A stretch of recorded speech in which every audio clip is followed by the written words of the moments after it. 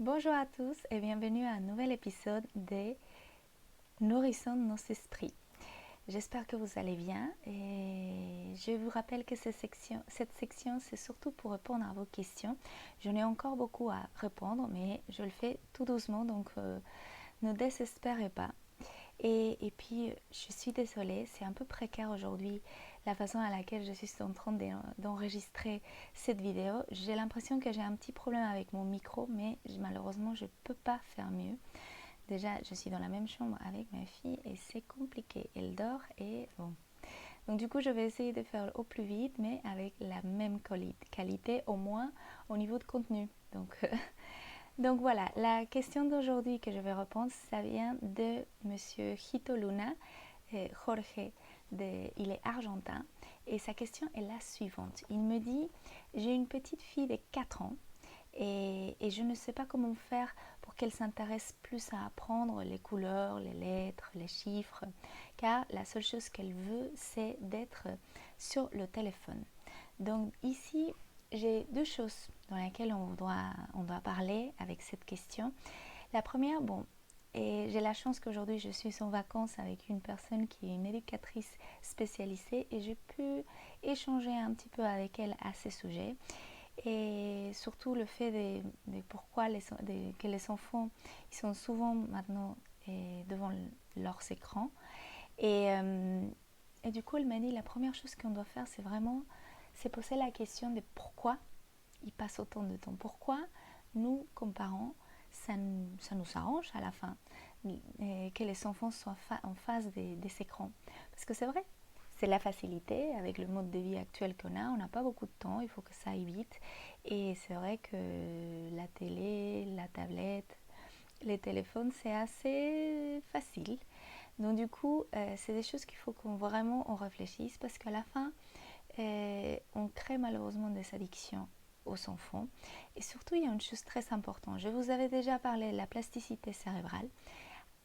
À cet âge, les enfants, quand ils sont petits jusqu'à ces 8 ans, c'est un volcan, c'est des connexions cérébrales.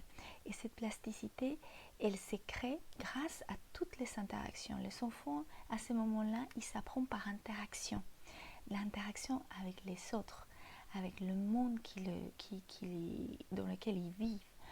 Donc du coup, quand on les met face aux écrans, c'est un peu compliqué. On casse un peu le truc et on limite cet apprentissage, on limite cette plasticité cérébrale.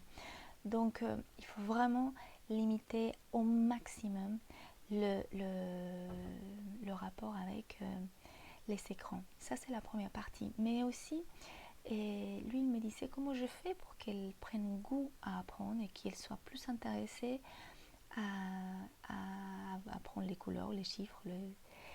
Déjà, c'est très simple. Les enfants apprennent en jouant. Je peux vous recommander toute la littérature de Maria Montessori, sa méthodologie. Je sais que c'est assez nouveau ici en France, même si il y a des personnes maintenant qui en parlent. Il y a beaucoup de livres d'activités. Vous pouvez aller à n'importe quelle librairie et puis vous trouverez des livres d'activités Montessori adaptés à chaque âge, à faire à la maison, assez simple. Donc ça, c'est une bonne piste. Sinon, sur Internet, il y en a pas mal de trucs d'exercices, des jeux que vous pouvez faire simplement à la maison avec vos enfants. Et en effet, les enfants ont besoin de toucher, ils ont besoin de sentir, ils ont besoin de construire, ils ont besoin de vivre les expériences pour apprendre de la meilleure façon. Donc, par exemple, il y a une des méthodologies pour apprendre aux enfants à lire et écrire les lettres, en fait, c'est ils font des lettres avec des textures différentes. Donc du coup, les enfants, ils les touchent et pour eux, c'est pas abstrait, c'est du concret. Et du coup, ils peuvent vraiment avoir plus de goût et apprendre plus facilement. Et comme ça, il y a des exemples complètement différents, variés et plus amusants les uns que les autres. Donc n'hésitez pas à aller voir tout ce qui est autour de la méthodologie d'apprentissage Montessori. Et puis aussi, il faut remplacer petit à petit. il y a des enfants qui ont, c'est vraiment une addiction, les écrans.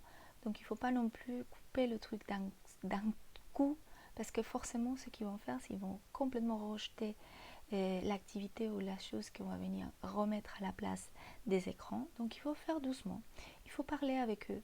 Les enfants ne sont pas si bêtes comme on pense. Les enfants sont beaucoup plus intelligents de ce que nous, les adultes pouvons voir.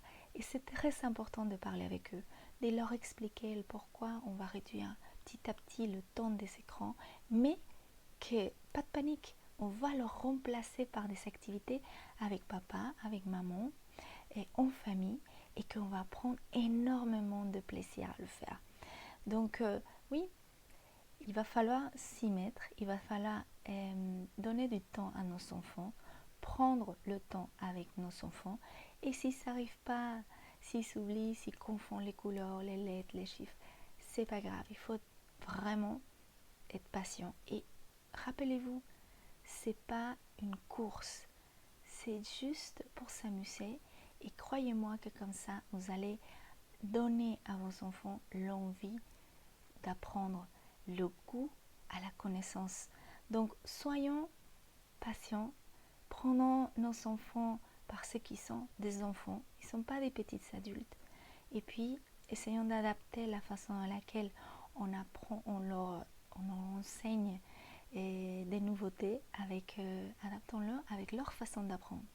J'espère que vous avez aimé, et n'oubliez pas de partager, de liker et de commenter. Et je vous retrouve dans un nouvel épisode très bientôt. Et je vous souhaite aussi de bonnes vacances. Ciao, ciao!